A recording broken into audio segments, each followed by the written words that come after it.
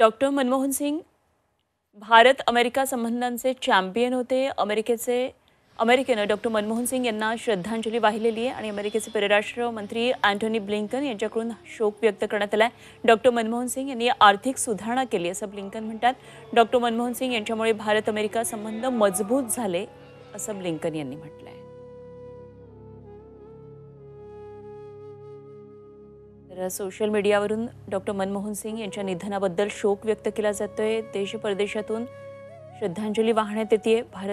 भारतीय राजकारणातले प्रचंड बुद्धिमान असं हे नेतृत्व हरपले। अर्थतज्ञ म्हणून त्यांची ख्याती होतीच, निष्णात अर्थतज्ञ ते होते आणि भारतातल्या आर्थिक सुधारणांचे ते मुख्य शिल्पकार, भारताच्या उदारीकरणाच्या धोरणाचे ते जनक म्हणून ओळखले जात होते।